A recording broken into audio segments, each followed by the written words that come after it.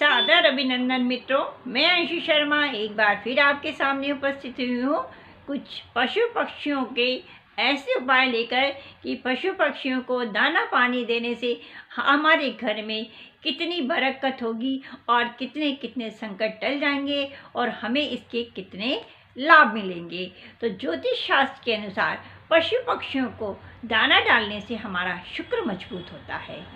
पशु पक्षियों को हम यदि दाना पानी देते हैं तो हमारे कई ग्रह मजबूत होते हैं। गाय को चारा खिलाने से हमारे 9 ग्रह शांत होते हैं। 9 ग्रह शांत होते हैं तो हमारी जितनी भी परेशानियां रहती हैं वो टल जाती है। इसी तरीके से हम जितने भी कुछ दिन में आप देखेंगे, बेजान पक्षियों का दाना पानी देना वैसे भी पर्यावरण के हिसाब से बहुत ही अहम माना जाता है और कुंडली के कई दोष जो हैं आपके दूर हो जाते हैं। तो रविवार के दिन गेहूं के आटे की रोटियां बना करके उसको पशु पक्षियों को टुकड़े टुकड़े करके, छोटे छोटे टुकड़े करके और एक कटोरे में रख करके खिलाइएगा, एक में दाना और एक में पानी। और कोशिश करिएगा कि वो बाहर की तरफ रखिएगा, छत पर ना फैलाएं इसको। और इसी प्रकार से बंदरों को भी, वो जहाँ आपको यदि बंदर जहाँ भी मिल जाते हैं, दिख जाते हैं, तो बंदरों को भी आप गुड़ और चना जरूर खिलाइएगा।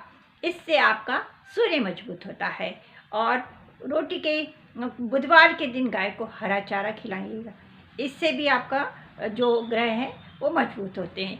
कुत्तों को शनिवार के दिन सरसों के तेल से बनी हुई कोई भी चीज़ आप बना करके खिलाएंगे, इससे क्या होगा, शनिदेव भी प्रसन्न होंगे और आपके ऊपर आने वाला बड़े से बड़ा जो संकट होगा वो टल जाएगा।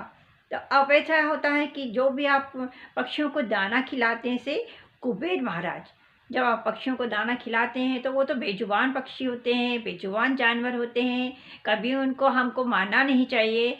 इसलिए उनको दाना पानी खिलाने से हर पक्षी का किसी ना किसी ग्रह से कनेक्शन होता है।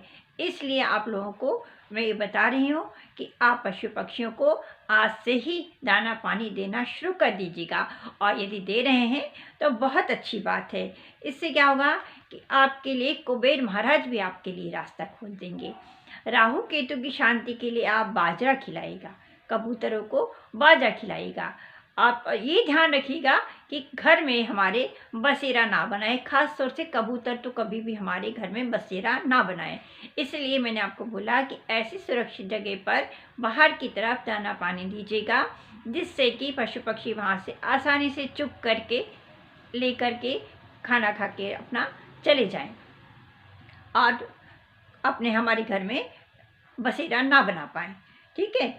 और अब जहाँ पर राहु केतु की दशा से कबूतर को दाना पानी खिलाने से एक जो आप करेंगे ना, तो इससे आपके ग्रह क्लेश जो चल रहा होगा ना वो भी दूर होगा, घर में शांति रहेगी और आपको मानसिक शांति भी महसूस होगी कि कितना मुझे मन में कितनी शांति मिलेगी आपको।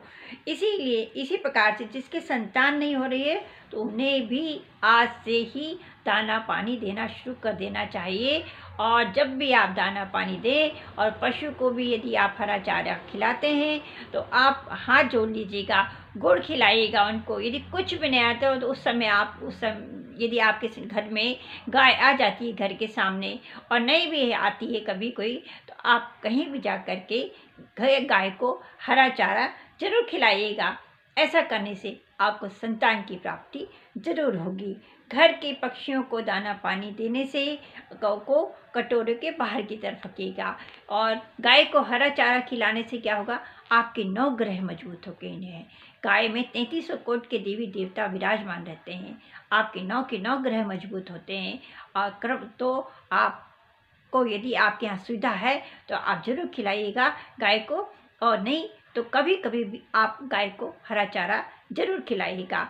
मछलियों को आटे की छोटी छोटी गोलियां बनाइएगा और आटे की छोटी छोटी गोलियां बना करके उसको नदी या तालाब में डालिएगा।